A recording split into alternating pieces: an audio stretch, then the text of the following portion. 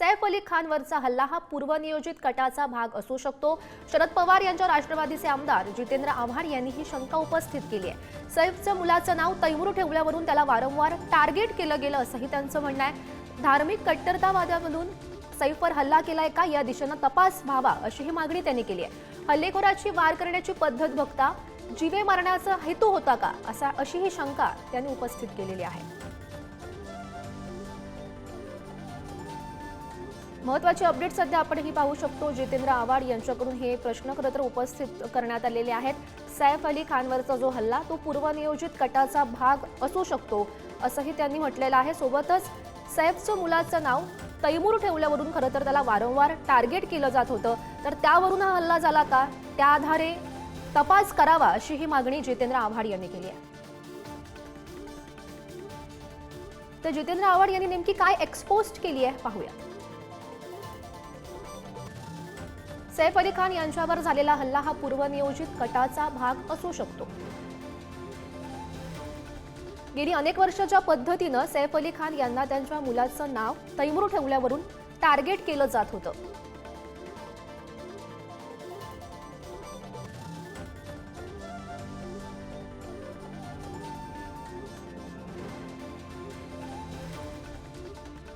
तर अनेक राजकीय प्रतिक्रिया या संदर्भात उमटतायत. जितेंद्र आव्हाड यांनी खरं तर हे प्रश्न उपस्थित केलेले आहेत आणि या संदर्भात बोलण्यासाठी आपल्यासोबत भाजप नेते राम कदम आहेत. रामजी, आपण सध्या पाहू शकतोय जितेंद्र आव्हाड यांनी सध्या हे प्रश्न उपस्थित केलेले आहेत. सैफ अली खानवरचा जो हल्ला तो पूर्वनियोजित कटाचा भाग असू शकतो असं त्यांचं म्हणणं आहे. नाही, आता ज्या पद्धतीनं दोन धर्मामध्ये तेढ निर्माण करण्याचा प्रयत्न शरद पवार गटाच्या नेत्यांकडून याच्यापूर्वी झालेला आहे, माझं असं म्हणणं नाही की आता ते करतायत, पण कुठेतरी त्यांच्या ट्विटवरून असं लक्षात येतं की एकंदरीत गोष्टीला वेगळं वळण देण्याचा त्यांचा विचार आणि मानस दिसतोय. काय प्रकरण आहे? प्रकरण चोरीचं. चोरी करायला गेला. आता बरं, बिल्डिंग मध्ये सीसीटीव्ही आहे, गार्ड आहे, सर्व काही आहे, हाय प्रोफाईल बिल्डिंग आहे. आता त्या गार्ड असताना तो गेला कसा? आता चौकशी केल्यावर समोर येईल, खिडकीतून गेला, दारातून गेला, कुठून गेला, काय गेला, कसा गेला, कशासाठी गेला, आणि घरामध्ये कळल्याच्या नंतर ती झडप झाली. त्या झडपेमध्ये त्याच्या पाठीला काही लागलेलं आहे अशा प्रकारची प्राथमिक माहिती आहे. पण शरद पवार गटाच्या नेत्यांकडून जे ट्विट केलं गेलंय त्या ट्विटवरून असं लक्षात येतं की या प्रकरणात बरंच काही त्यांना माहिती आहे. तर त्याच्यामुळे एक पाऊल पुढे जाऊन पोलिसांनी सरळ सोडून आधी शरद पवार गटाच्या नेत्यांची चौकशी केली पाहिजे की बाबा नेमकं काय, कशावरून ते म्हणतात पूर्वनियोजित आहे, कशावरून म्हणतात त्याचा वेगळा अँगल आहे. म्हणजे कशाशी संबंध लावायचा ही उद्धव ठाकरे गटाची आणि शरद पवार गटाची ही ज्याला आपण म्हणतो ना विचार करून ठरवलेली रणनीती दिसते आहे. याच्यामध्ये दूरपर्यंत काही सत्य नाही. पोलीस तपास करतील, त्याच्यानंतर ते लक्षात येईल. पण पूर्ण प्रकरणाला कसं अगदी ज्याला आपण म्हणतो ना चमचमीत करता येईल अशा प्रकारचा प्रयत्न यांच्याकडून सुरू आहे. आणि विसरले काय, वाझेन लादेन नाही असं म्हणणारी हे लोक आहेत. जो 100 कोटीची वसुली करत होता, उद्योगपतींच्या घराच्या खाली जिलेटीच्या कांड्या ठेवत होता, ते त्या गटाची लोक आहेत ती.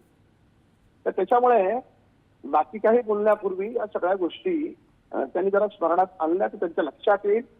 आमचं सरकार कोणालाही पाठीशी घालणार नाही. जो दोषी आहे काही तासात गजा तुम्हाला दिसेल.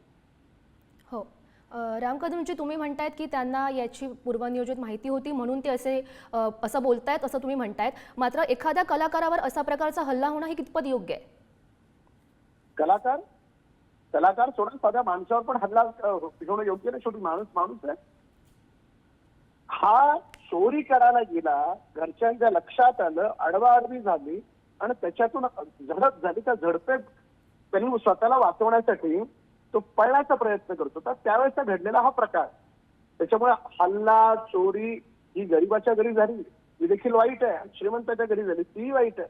त्याच्यामुळे कायदा हा माणूस पाहत असतो, सेलिब्रिटी आहे न आहे हे पाहत नाही. पण झालेला प्रकार अतिशय चुकीचा आहे. त्याचं समर्थन जसं उद्धव ठाकरे गट आधी करायचं तसं आम्ही करणाऱ्यापैकी नाही आहोत. आम्ही त्याला कडक शासन करू आणि पोलिसांना कडक निर्देश दिले अशा प्रकारची घटना भविष्यात घडता कामा नये. हो, राम कदमजी, आपण खरं तर बघतोय अनेक दिवसांपासून जितेंद्र आव्हाड हे धार्मिक कट्टरतावाद्यांवरून अनेक वक्तव्य करतायत, त्याकडे तुम्ही कसं बघता?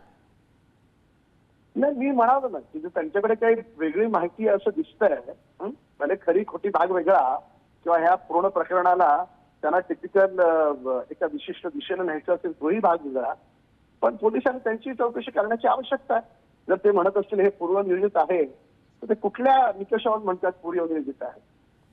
हो, नक्कीच राम कदमजी, तुमचा मुद्दा आमच्यापर्यंत पोहोचलाय. धन्यवाद दिलेल्या या सविस्तर प्रतिक्रियेसाठी.